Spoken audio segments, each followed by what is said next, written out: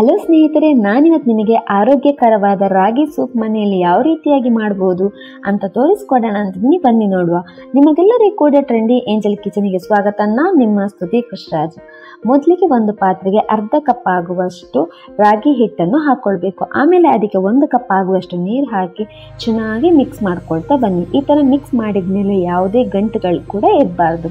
ನಮ್ಮ ಚಾನಲ್ ಯಾರಾದರೂ first time ನೋಡೋದಾದ್ರೆ ಪ್ಲೀಸ್ ಸಬ್ಸ್ಕ್ರೈಬ್ ಆಗಿ, ಹಾಗೆ ಕೆಳಗಿರುವ ಬೆಲ್ ಬಟನ್ ಪ್ರೆಸ್ ಮಾಡಿದ ನಮ್ಮ ಚಾನಲ್ ಎಲ್ಲ ನೋಟಿಫಿಕೇಶನ್ ನಿಮಗೆ ಬರುತ್ತೆ. ಈ ಥರ ಮಿಕ್ಸ್ ಮಾಡಿದಂತಹ ರಾಗಿ ಹಿಟ್ಟನ್ನು ಸೈಡಲ್ಲಿಡಿ.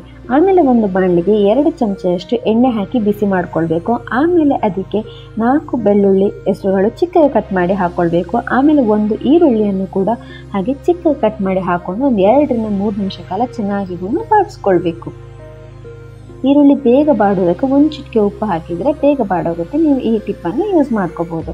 ಈ ಥರ ಚೆನ್ನಾಗಿ ಬಾಡಿಸ್ಕೊಂಡು ಆದಮೇಲೆ ಇದಕ್ಕೆ ಅರ್ಧ ಕಪ್ ಆಗುವಷ್ಟು ಜೋಳ, ಅರ್ಧ ಕಪ್ ಆಗುವಷ್ಟು ಬೀನ್ಸು, ಅರ್ಧ ಕಪ್ ಆಗುವಷ್ಟು ಕ್ಯಾರೆಟು, ಈ ಎಲ್ಲವನ್ನು ಕೂಡ ಚಿಕ್ಕಗೆ ಕಟ್ ಮಾಡಿ ಹಾಕ್ಕೊಳ್ಬೋದು. ನಾನು ಕಾರ್ನಲ್ಲಿ ಡೈರೆಕ್ಟಾಗಿ ಹಾಕ್ಕೊಂಡಿದ್ದೇನೆ. ನಿಮ್ಗೆ ಬೇಕು ಅಂತಂದರೆ ಚಾಪರಲ್ಲಿ ಇದನ್ನು ಕೂಡ ಕಟ್ ಮಾಡಿಕೊಂಡು ಸೇರಿಸ್ಕೋಬೋದು. ಆಮೇಲೆ ಇದೇ ತರಕಾರಿ ಹಾಕೋಬೇಕು ಅಂತ ರೂಲ್ಸ್ ಏನೂ ಇಲ್ಲ. ನಿಮಗೆ ಇಷ್ಟವಾದ ತರಕಾರಿಯನ್ನು ಸೇರಿಸ್ಬೋದು. ಕ್ಯಾಬೇಜು, ಬ್ರೊಕೋಲಿ ಎಲ್ಲವನ್ನು ಕೂಡ ಚಿಕ್ಕಗೆ ಕಟ್ ಮಾಡಿ ಸೇರಿಸ್ಕೊಂಡ್ರೆ ಆಯಿತು. ಈ ಥರ ತರಕಾರಿಗಳು ಹಾಕಿದ ಮೇಲೆ ಒಂದು 2 ನಿಮಿಷ ಚೆನ್ನಾಗಿ ಇದನ್ನು ಮಿಕ್ಸ್ ಮಾಡ್ಕೋಬೇಕು. ಈ ಥರ ಮಿಕ್ಸ್ ಮಾಡಿದ ಮೇಲೆ ಇದಕ್ಕೆ 2 ರಿಂದ 3 ಕಪ್ ಆಗುವಷ್ಟು ನೀರನ್ನು ಹಾಕಿ ಇನ್ನೊಂದು ಸಲ ಚೆನ್ನಾಗಿ ಮಿಕ್ಸ್ ಮಾಡ್ಕೊಳ್ಳಿ. ಈ ತರಕಾರಿ ತುಂಬ ಬೇಯುವ ಅವಶ್ಯಕತೆ ಇರೋದಿಲ್ಲ.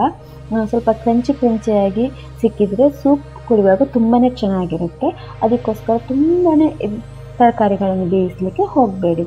ಹೀಗೆ ನೀರು ಹಾಕಿದ ಮೇಲೆ ಒಂದು ಚಿಕ್ಕ ಕುದಿ ಬರಲಿಕ್ಕೆ ಬಿಡ್ತೀರಲ್ಲ, ಅದರಲ್ಲೇ ಈ ತರಕಾರಿ ಬೆಂದೋಗುತ್ತೆ. ಯಾಕಂದರೆ ತರಕಾರಿ ಚಿಕ್ಕ ಕಟ್ ಮಾಡಿ ಹಾಕಿರೋದ್ರಿಂದ.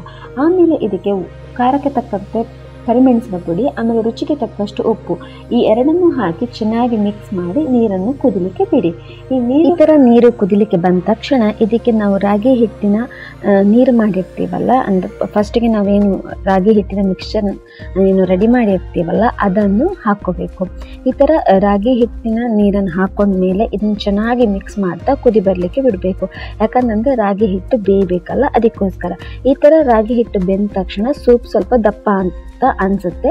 ನಿಮಗೆ ಎಷ್ಟು ದಪ್ಪ ಬೇಕೋ ಅಷ್ಟು ದಪ್ಪಕ್ಕೆ ಮಾಡ್ಕೋಬೇಕು. ನಿಮಗೆ ತೀರಾ ದಪ್ಪ ಅಂತ ಅನಿಸುತ್ತೆ ಅಂದರೆ ಸ್ವಲ್ಪ ನೀರು ಹಾಕ್ಕೊಂಡು ಸೂಪನ್ನು ತೆಳುವಾಗಿ ಮಾಡ್ಕೋಬಹುದು. ಫ್ರೆಶ್ ಆಗಿರುವಂತಹ ಕೊತ್ತಂಬರಿ ಸೊಪ್ಪನ್ನು ಚಿಕ್ಕದಾಗಿ ಕಟ್ ಮಾಡಿಕೊಂಡು ಹಾಕ್ಕೊಂಡು ಚೆನ್ನಾಗಿ ಮಿಕ್ಸ್ ಮಾಡಿದ್ರೆ ತುಂಬಾ ರುಚಿಯಾಗಿರುವಂತಹ, ಹಾಗೆ ಆರೋಗ್ಯಕ್ಕೆ ತುಂಬಾ ಒಳ್ಳೆಯದಾಗಿರುವಂತಹ, ಹಾಗೆ ನಿಮಗೆ ವೆಯ್ಟ್ ಲಾಸ್ ಮಾಡಬೇಕು ಅಂತಂದರೆ ಈ ರೆಸಿಪಿ ಕೂಡ ಟ್ರೈ ಮಾಡ್ಕೋಬಹುದು. ಎಲ್ಲ ಹೆಲ್ತಿಗೆ ಒಳ್ಳೆಯದಾಗಿರುವಂತಹ ರಾಗಿ ಸೂಪ್ ರೆಡಿ ಆಯಿತು. ನೀವು ಕೂಡ ಮನೆಯಲ್ಲಿ ಟ್ರೈ ಮಾಡಿ ನನಗೆ ಕಮೆಂಟ್ ಮೂಲಕ ನಿಮ್ಮ ಅಭಿಪ್ರಾಯನ ತಿಳಿಸಿ. ನೋಡಿದ್ರಲ್ಲ ಫ್ರೆಂಡ್ಸ್, ಎಷ್ಟು ಈಸಿಯಾಗಿ ರಾಗಿ ಸೂಪ್ ಮನೆಯಲ್ಲಿ ಮಾಡ್ಬೋದು ಅಂತ. ಈ ರೆಸಿಪಿ ನಿಮಗೆ ಇಷ್ಟವಾಗಿದೆ ಅಂತ ಅಂದ್ಕೊಳ್ತೇನೆ. ಮತ್ತೆ ಪ್ಲೀಸ್ ಲೈಕ್ ಮಾಡಿ, ಶೇರ್ ಮಾಡಿ, ಹಾಗೆ ಸಬ್ಸ್ಕ್ರೈಬ್ ಆಗೋದನ್ನು ಕೂಡ ಮರಿಬೇಡಿ. ಧನ್ಯವಾದಗಳು.